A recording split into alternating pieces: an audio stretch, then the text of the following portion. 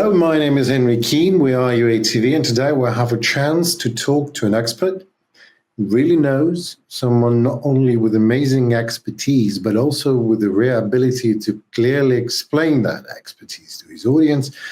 That is why we love him. Jake Broe. Hello, sir. Thanks for joining. Hey, Henry. Great to see you again. Indeed. Well, let's start with Battle of Pokrovsk.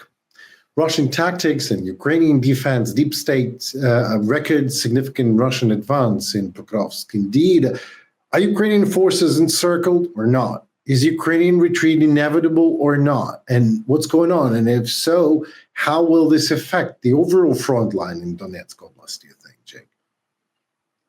Concerning Pokrovsk, Ukraine for the last 4 years has been trading land for time. And I argue what military in the history of the world has done a better job of trading land for time. If you zoom in far enough, yeah, it looks like the Russians are making daily advances, but you have to zoom out and think about the big picture. What percent of Ukraine's total territory has the Russians taken over the last 1,000 days? And it's about 1%. How many casualties have the Russian military take? How much of their national wealth fund have they squandered over the last 3.5 years? Right. Pokrovsk, Zelensky says that the forces in the city, Ukrainian forces, are outnumbered 8-1, but that's the military science. You want to minimize casualties while holding territory and maximize the losses that the invaders are taking. So it's a difficult situation, but honestly, making daily videos about this war for 4 years now, I remember the story of early 2022 when Lysychansk and Severodonetsk was surrounded. The cauldron was collapsing. The Russians were advancing. They were going to have a huge breakthrough. How much farther beyond Severodonetsk and Lysychansk has the Russians gone in the last 3.5 years? The story of early 2023 was Bakhmut. The cauldron was collapsing. The Russians are enclosing. They're going to have a breakthrough. How much farther beyond Bakhmut have they gone in the last 2.5 years? The story of 2024 was Avdiivka. Avdiivka is surrounded. The cauldron is collapsing. The Russians are advancing. They're going to have a breakthrough. How much farther have they gone since taking Avdiivka 1.5 years ago? And it's the next mid-sized town. It's Pokrovsk. So Pokrovsk has been the story of 2025. Konstantinivka, the story of 2026. Sloviansk, the story of 2027. Kramatorsk, the story of 2028. Right. How much longer can the Russians keep wasting men, wasting material, wasting resources, and wasting time to just take mid-sized town after mid-sized town in one oblast of Ukraine? Right. Well, how much longer, Jake? We're going to find out, Henry.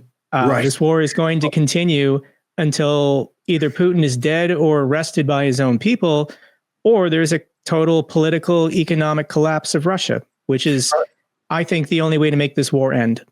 That makes two of us. I'm sure you've heard of it, like Putin offered a corridor of sorts for journalists, into the combat zone and temporary ceasefire for 5 or 6 hours for even Ukrainian journalists to come and see that Ukrainian forces are in a dead end, pocketed, surrounded, or whatever, helpless at least. The Ukrainian foreign minister calls it a trick. We all know what happened in Ilovaisk. It's either fake or a setup or both, as we know that Putin and a fair deal are two mutually exclusive concepts. So, what would you say? Yeah, right. Putin has called for these ceasefires a couple times in the last 2 years, and every time he has done it, it's purely been for rotating Russian troops.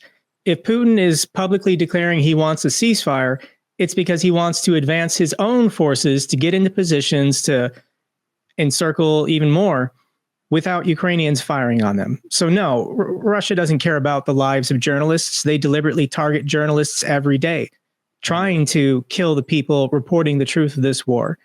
So no, I didn't even report on that in one of my videos because it's not even worth mentioning. It's obviously a Russian trick.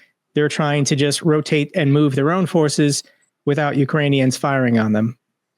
Well, I absolutely agree. And I know about my two colleagues, my dear colleagues, just passed away, were killed, murdered in Kramatorsk by a Russian Lancet drone. So they deliberately did that. I know that.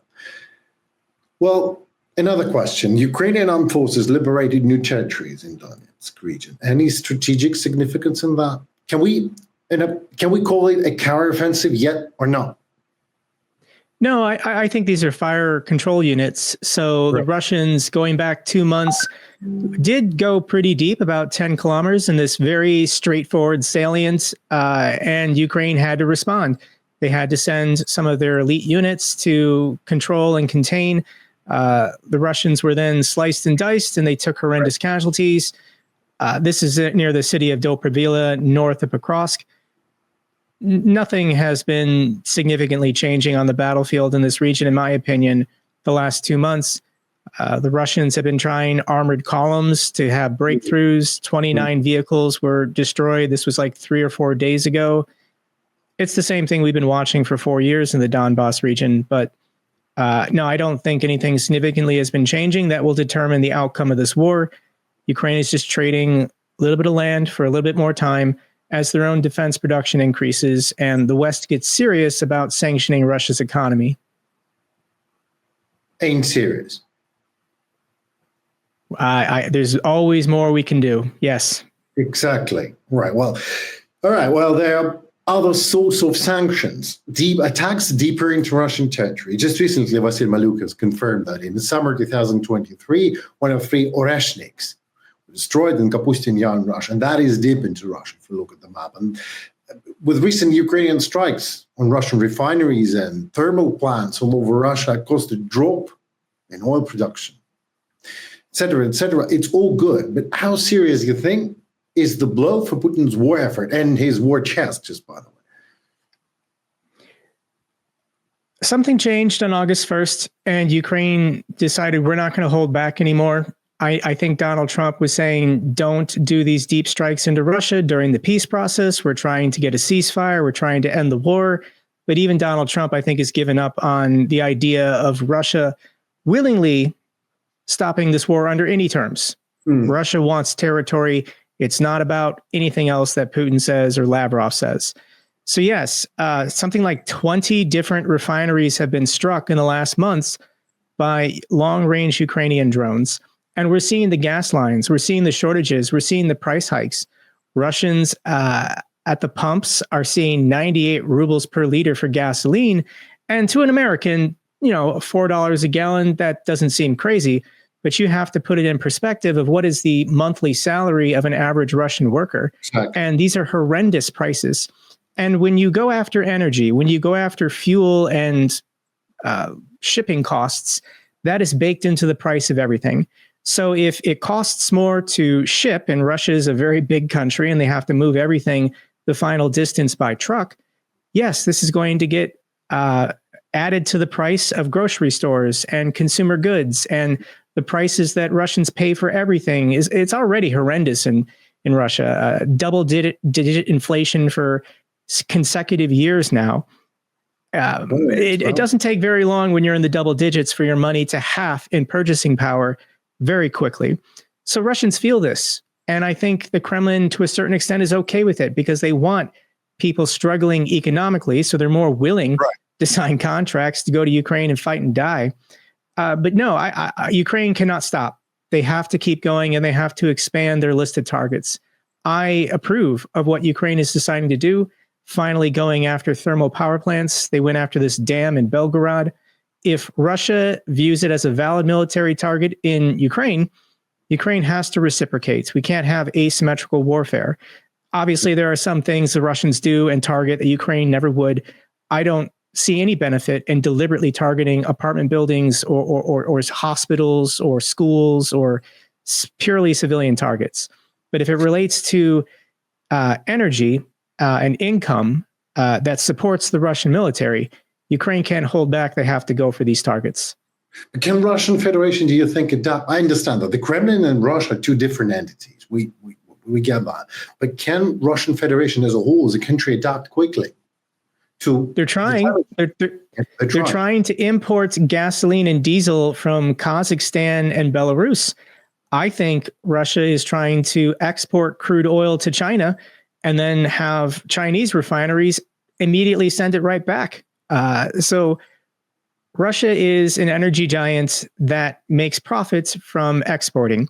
When they refine oil products and export them abroad, they get a good price, and then they use those profits to subsidize their own domestic markets. If Russia can't export refined oil products anymore, and this is every kind of refined oil product, the subsidies for their own people are gone. Russians at the pumps and in their own commercial and industrial sectors for lubricants or, benzene or polyethylene or whatever, they're going to have to pay higher prices because the subsidies are gone from their exports. So yes, Russia might find a way, if they pay top dollar, to get the imports they need to stabilize their markets from other countries. But it just makes inflation worse. It does. What about us? What about Ukrainians? Well, what kind of air defense is needed, you think, for Ukraine to adapt to the recent wave? I think Zelensky was talking about a deal because he came to DC a couple of weeks ago, and he was saying he was meeting with defense companies here in the United States, and he wants to purchase like 20 Patriot air defense battery systems. This will take more than a decade to accumulate, but that's the scope and size. In the meantime, until all these air defense systems can be built and delivered, Ukraine has to adapt, and they have to find a way. The best solution is going after the drone factories in Russia to stop their production. You can go after the launch sites. You can go after the air crews. But if these drones and missiles are being launched, Ukraine is trying to create their own interceptor drones. This is the Wild Hornets. I saw Zelensky he was in London, and the UK just penned this deal to produce these Octopus interceptor drones. They're going to produce a couple thousand and then just start making as many as Ukraine needs.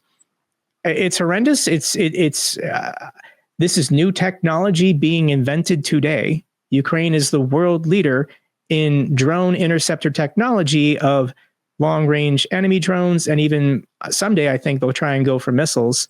But there just isn't enough Patriots in existence, or IRIS-Ts or SAM-PTs to meet Ukraine's air security needs. So I'm afraid that, Russia's going to keep getting these successful hits, which is why Ukraine has to go harder on Russia in order to slow them down. Let's put that high-tech thing aside for a moment, and let me ask you a question. The Ukrainian armed forces say they will maintain positions on the territory of Russia, Kursk. Is that a good decision, Jake? Militarily, politically, does that affect the morale, the morale of Russians in particular? And does that exert any pressure on Putin, you think? There's a lot in war that is symbolic. And the fact that Ukraine earlier this year was able to punch into Kursk and then hold this territory for several months, that was a big deal. It really shattered the image of invincibility. Russia wants to look tough. They want to look strong. So Ukraine is constantly doing symbolic things that are not going to win the war for them, but it does shatter this image of invincibility. I can notice it on social media. I think since especially the election of Donald Trump, there's been a huge drop-off in support for Russia.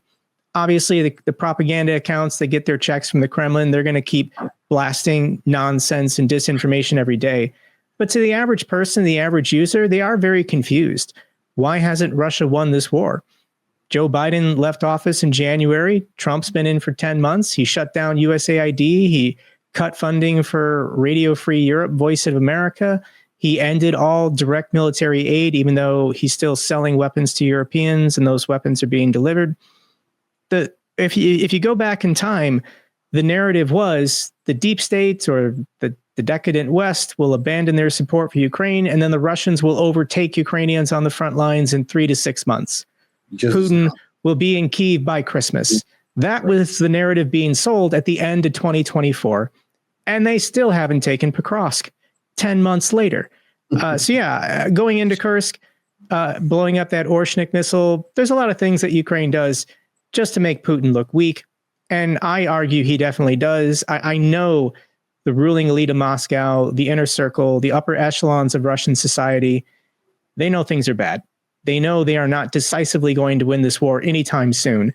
And they're panicking. They're panicking about their own financial future and the lives of their children. If Putin commits to, I don't know how much longer, of war. Right. War with Ukraine, war in the Caucasus, war in the Baltics, a direct confrontation with NATO. Putin isn't going to be with us much longer. He's an elderly man. He's gambling it all to get the Soviet Empire back. And I think for younger Russians, they're greatly concerned. And going into Kursk and other things like that, those are the symbolic acts that they need to internalize to fully understand that they're not the mighty, second most powerful military in the world that Putin has been selling to the Russian people for 20 years. Russia might not be, but what about China? I mean, China supplies 3 million engines for these Shahed drones. How does this change the balance in the drone war, for example, for instance? And should the West respond with sanctions against Beijing, or there should be no response?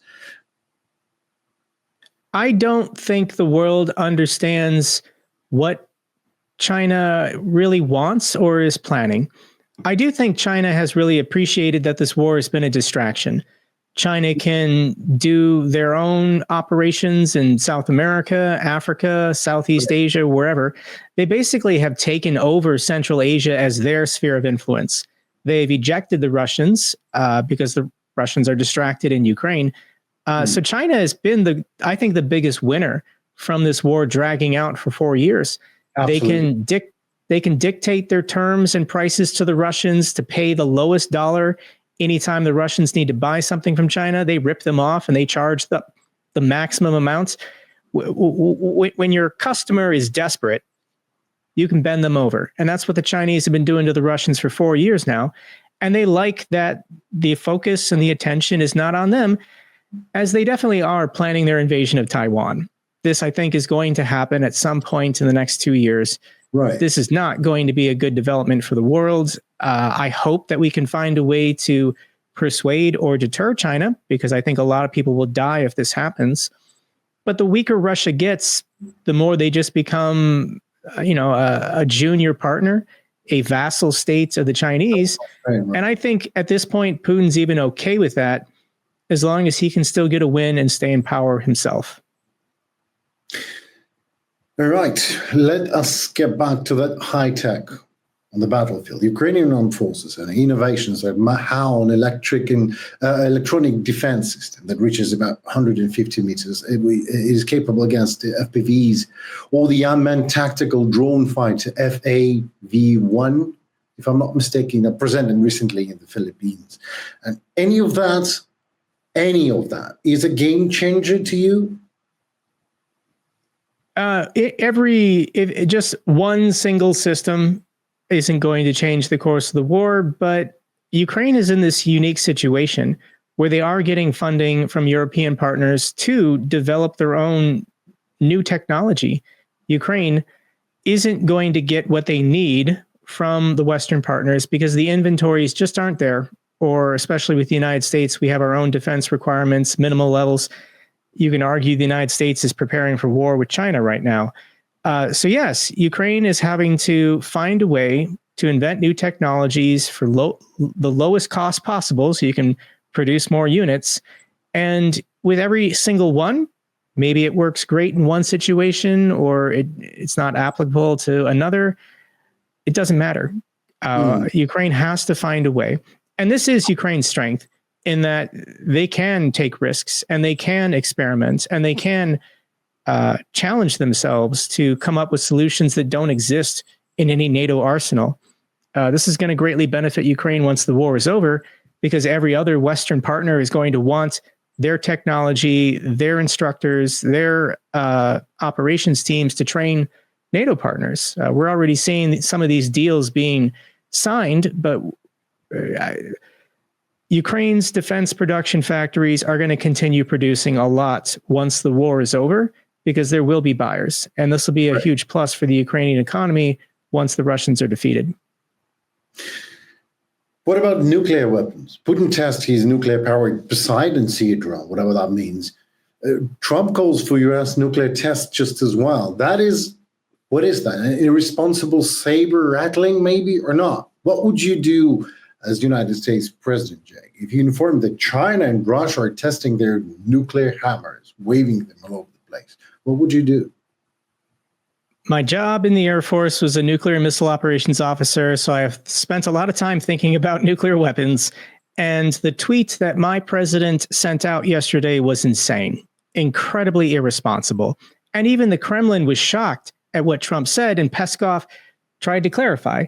This infinite flying cruise missile that was tested 4 days ago, there was no detonation. There was no nuclear weapon going off. This is a weapons capability test for a nuclear delivery system, but nobody is testing nukes.